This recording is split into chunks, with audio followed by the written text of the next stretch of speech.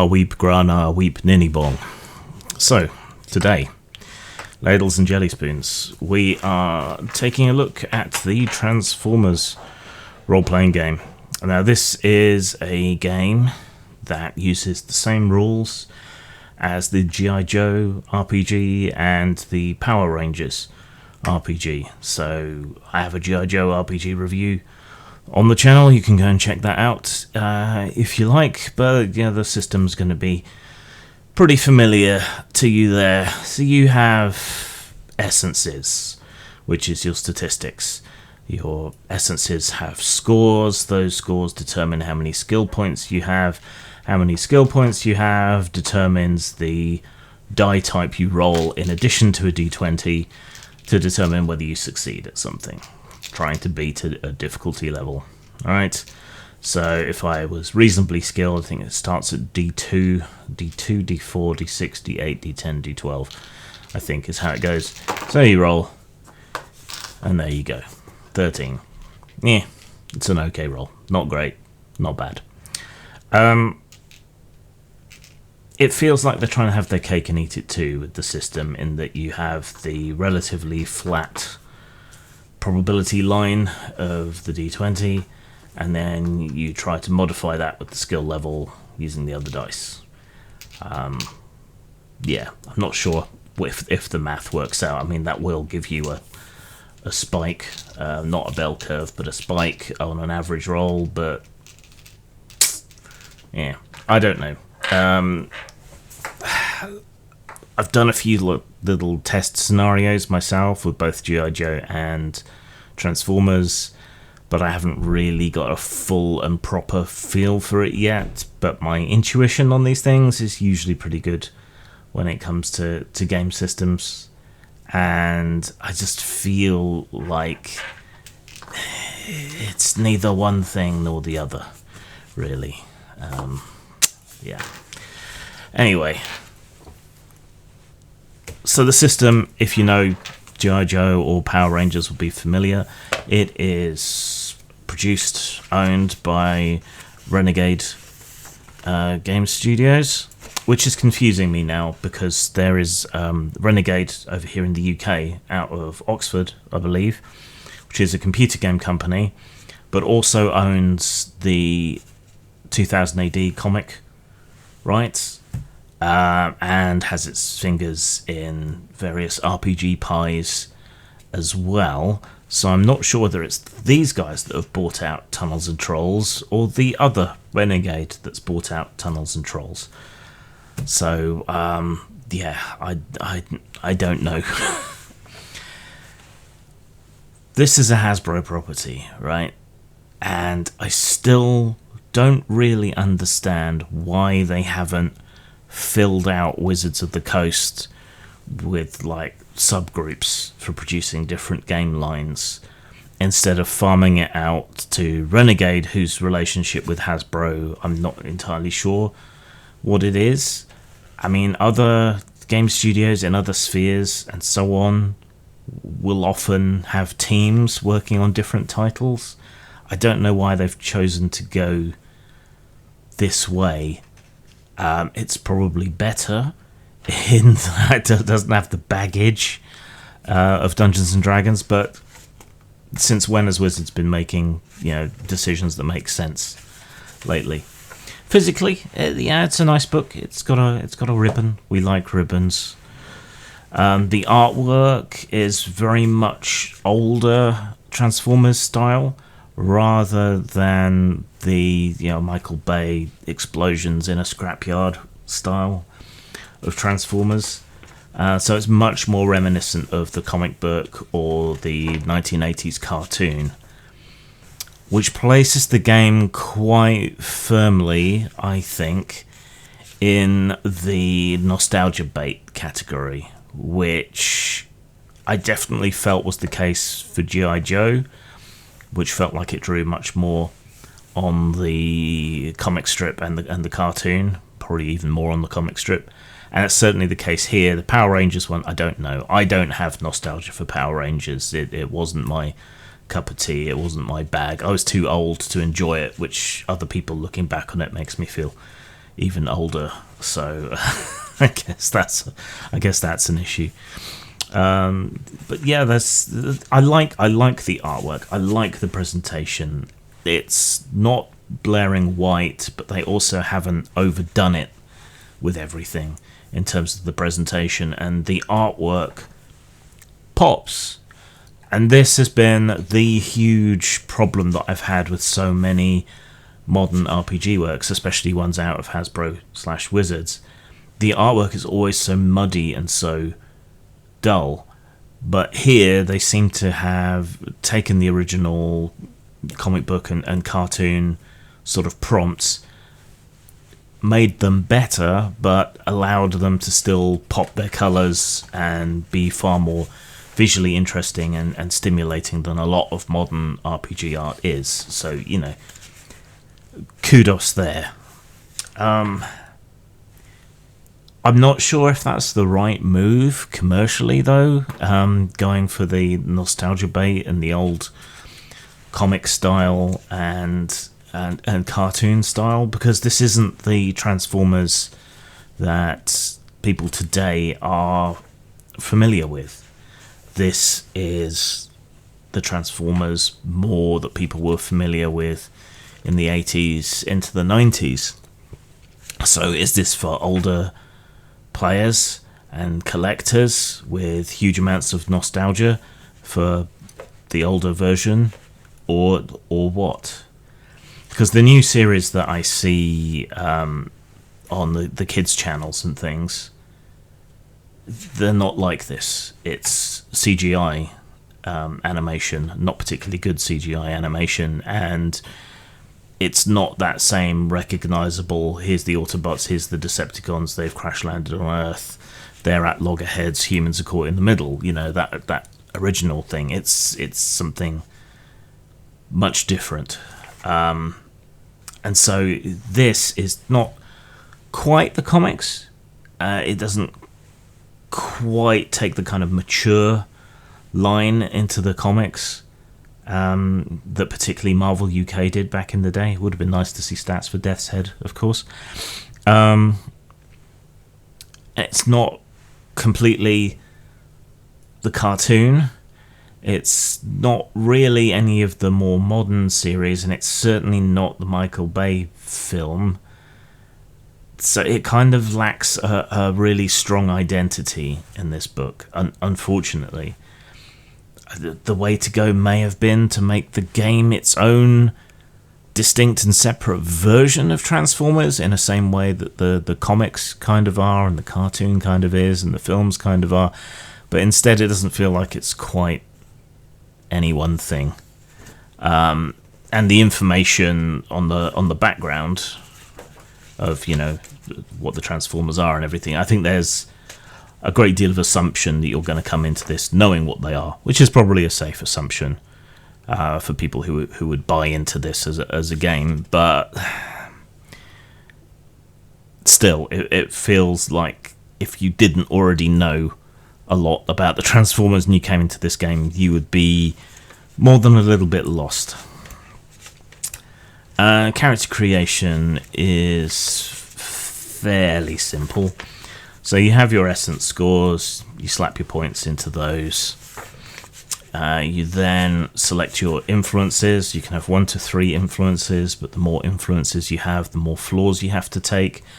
I didn't feel like the list of influences was big enough. I mean, I'm aware this is just a core book, and they want to sell you additional books, which doubtless will have more things in them, like how to play Decepticons and so on, likely as well.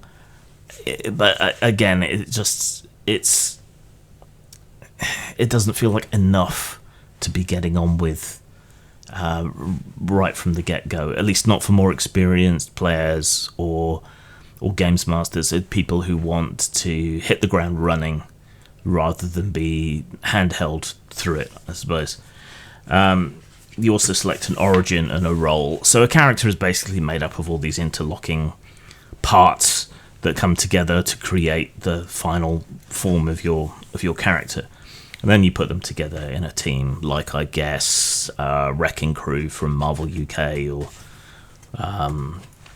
you did tend to get squads of Autobots or Decepticons working together, like all the Jet Decepticons, for example, you know. So you could put together characters to create a team and accomplish missions.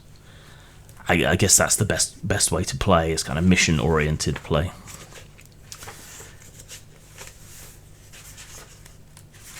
There's not enough of these.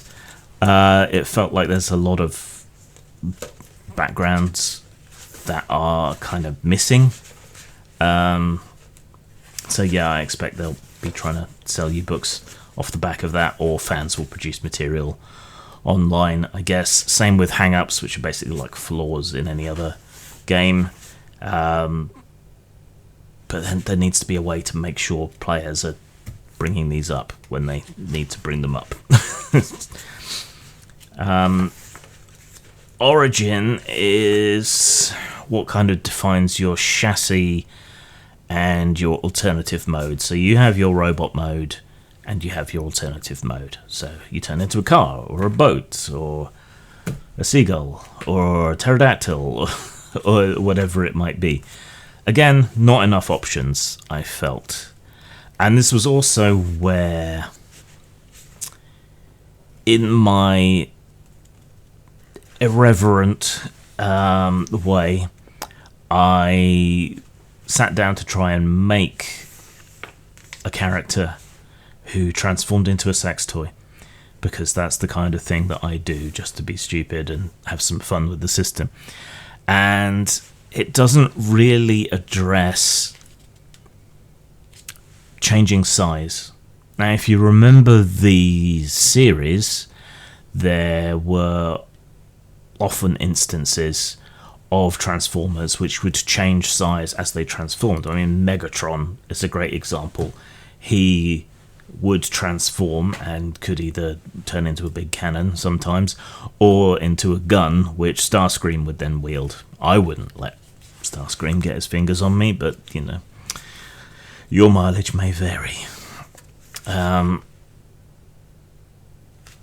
it doesn't ever really directly address that. There are rules for mini-cons, which are basically for your pet class character, so you retain control of them. You can't directly play a mini-con. There are size rules, but it never really out and out applies either combiners or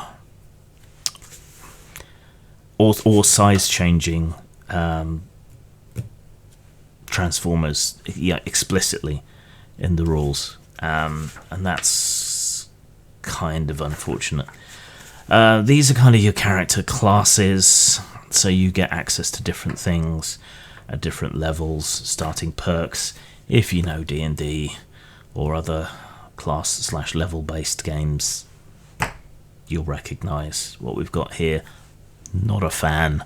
I think this could have done with a much more opened out character creation system, but I will say that of any system. I am just basically not a fan of class/level systems. That's my problem. It's not anybody else's problem. But yeah, this gives you all kinds of different little exceptions to the rules, special capabilities, and so on.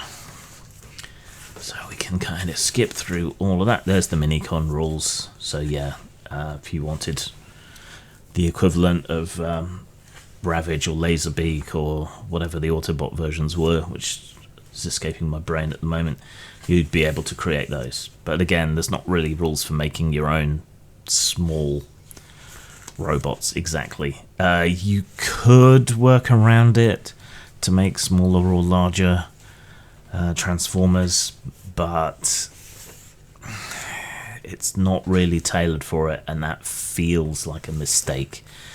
It's gonna think that you are basically playing something car to truck sized, no matter what. So yeah, an enterprising games master is going to be able to work around that. A player is going to be able to make some suggestions. There are rules for how size interacts with the combat system. You can work around it, but it feels like a massive omission, as does the lack of proper rules for combiners as well. I guess they were a later edition, and maybe they need their own book, but I don't know. It just still doesn't feel right to me. There's skills, they're all fairly broad. That's fine for something like Transformers, where you want them to be fairly broad. So it's not an issue in this game. It might be in other less cartoony games. I feel like G.I. Joe should probably be played a little bit harder, more the way the comic was written. But Transformers is more crash bang, alien technology, super technology, all of that kind of stuff. So, it's a bit different for Transformers, even if you do want to put the two together. There's a lot more female Transformers than I remember, and the idea of a male or female wombat, male or female robot is kind of silly in any case, so, yeah. Equipment isn't super important, but there are bits of equipment here. You've got your weapons, you've got hard points built into you, so you can add things there. Plenty of options, but not particularly descriptive. The combat system is a bit weak, in my opinion. Things do a set amount of damage, and the only way to do more damage is to roll really well on your hit.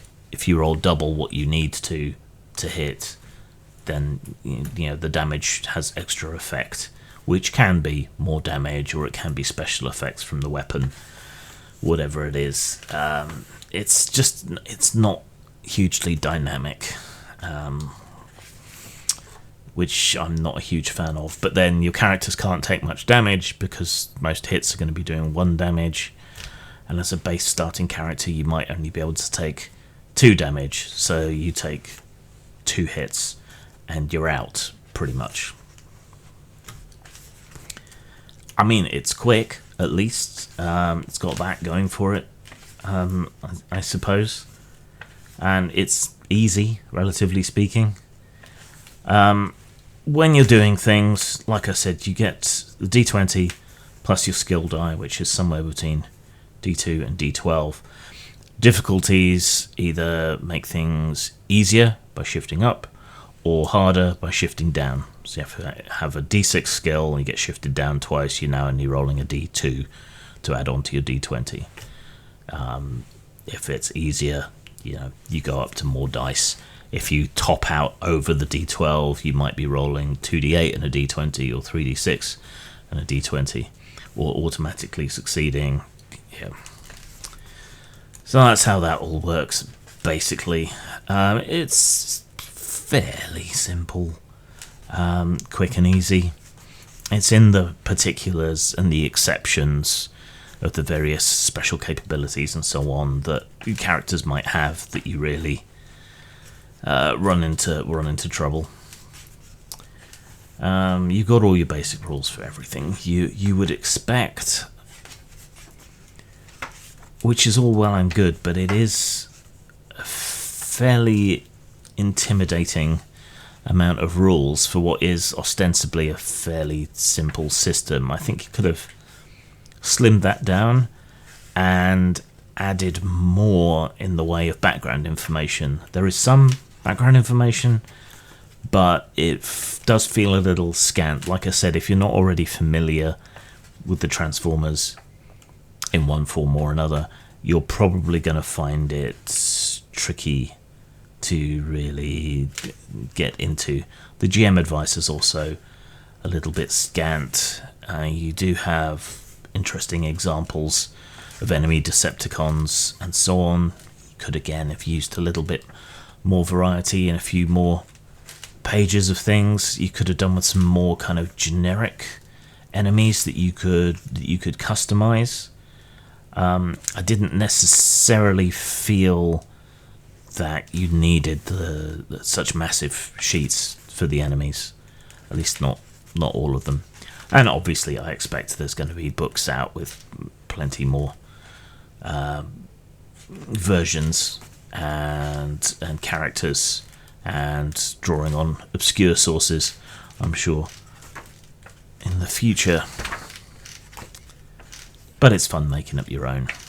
And that would probably be my advice, not to be slavish what is in the comics or the films or the cartoon would be to make up your own stuff. Most of the classics are in here. The ones you'll really want to have.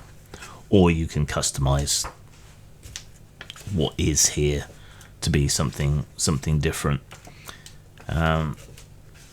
There are some generic ones in the back, and drones like the masses of Insecticons and things. Some unaligned Cybertronians, but yeah, where's the Juncticons? Where's the Gwintasons? Where's the Piranacons? And a few vehicles and things. Not that you're going to need to worry too much about those statistics. It just felt to me that really could have done with having more background information and less particulars of the rules, and I'm still not a fan of starting adventures. And again, that's a symptom of this book not really knowing what it is or who it's for, I don't think.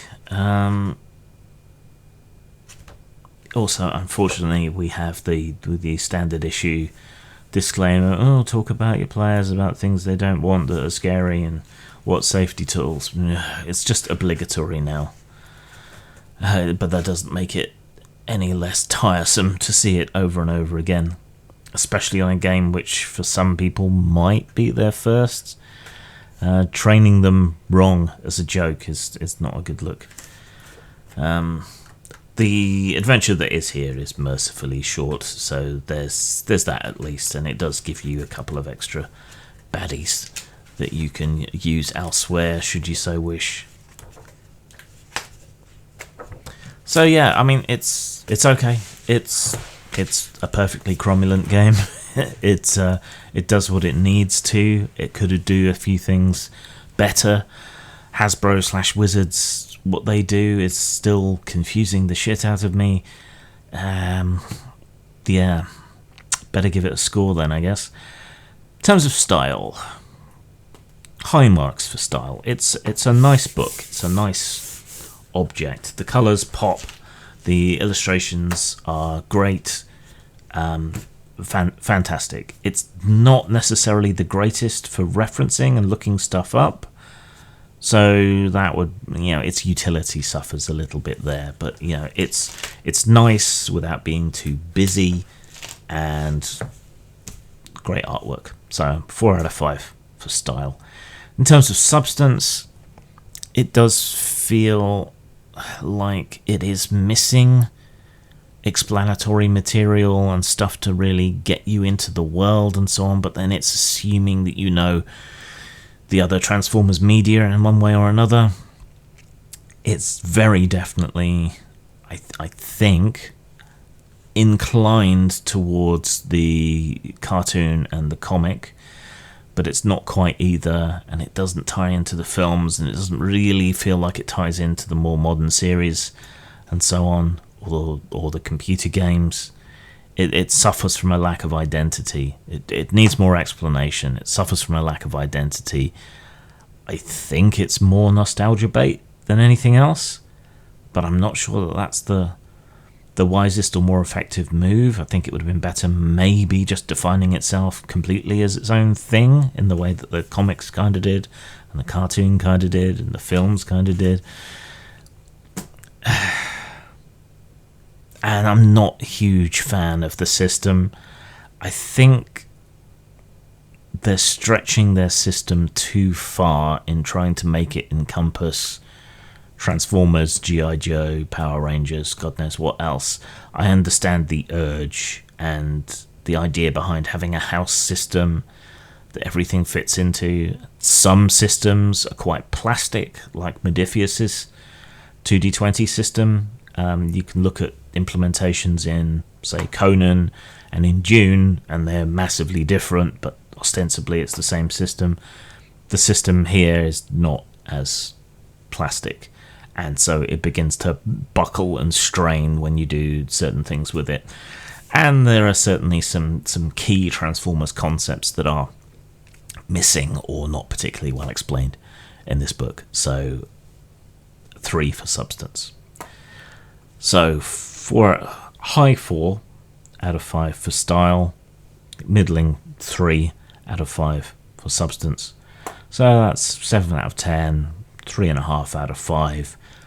Nudge it up to a 4 if you're a big gearhead for Transformers. The art is what makes me want to support this game more than anything else. I want more people to be doing art like the art that is in this book. That is visually stimulating and interesting and isn't just a sepia-toned mush of watercolours. But there you go. Zang. Postmortem Studios, role-playing games, and a lot more to die for. Post-mort.com.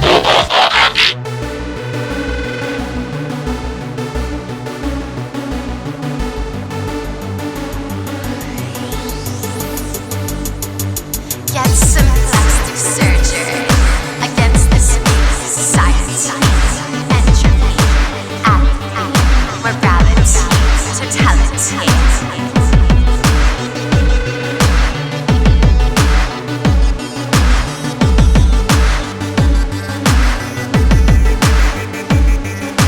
Makeup of your final days, survival of the fittest haze. Might is right on, fight on, praise. Smoke and mirrors, twisted maze. Are you